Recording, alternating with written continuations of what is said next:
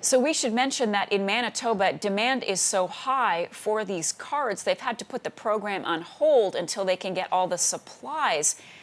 What do you make of the fact that there is such a demand for these vaccine passports, at least in this province? Yeah. So I don't know, but what I wonder about is it because people love them? I doubt it. Is it because people are fearful that if they don't have this, that they're going to have really very restricted lives? This is one of the many things that worries me about vaccine passports is, there's an element of worry and fear to this. I've spoken to some senior citizens recently that are saying, I don't even know how to apply, where to apply.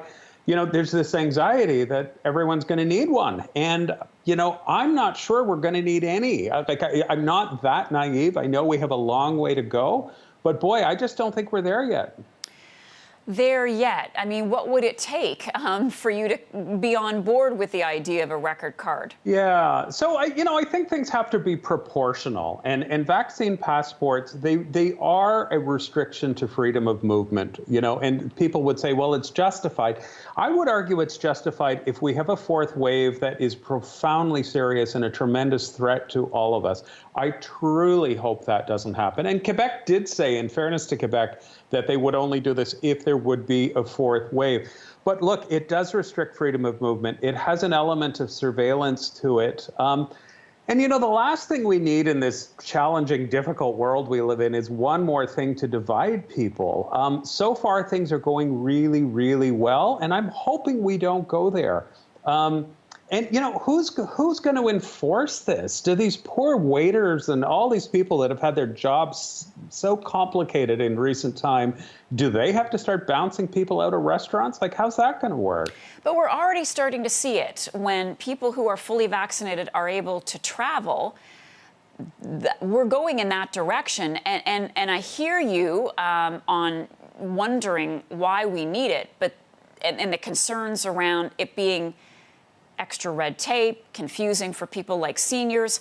Other people, though, are saying, yeah, bring it. If it means that I actually get to do things that I haven't been able to do in the last year and a half, I'll carry the card. Yeah. And, a lot of people are saying that. There's a lot of people that think it's a great idea. But having said that, we haven't actually done it yet. Look, I'm saying if we absolutely need it, it has to be proportional. But if you look at the international situation, it's chaos in a lot of ways. So, already I personally am doubly vaccinated with AstraZeneca. I do global work in sub-Saharan Africa, et cetera. I've already got issues now because of this. And AstraZeneca is a world-approved vaccine. This is what happens as it begins to divide people and create these kind of bureaucratic impasses for people. So I'm not saying we shouldn't do it. The other thing is it absolutely looks like different provinces and different territories are going to do very different things.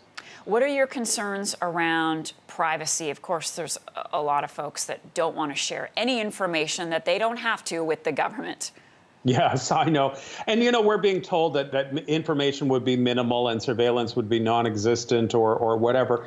But, we're also told by our banks, our credit card companies, our universities, whatever, that everything is completely safe. And then we keep getting hacked all the time. So, there would be an element of personal information to this, and there would be an element potentially of surveillance. So where you go on a Friday night. Some people would say, who cares? But, we do live in a very free society, and we want to protect those freedoms. Also, you get what's called this kind of the slow creep in which, we get into this type of thing, and when the pandemic ends, aspects of this stay with us, and that's worrisome as well. Kerry, great to have you with us. From the University of Toronto bioethicist Kerry Bowman. All the best. Thank you. You too.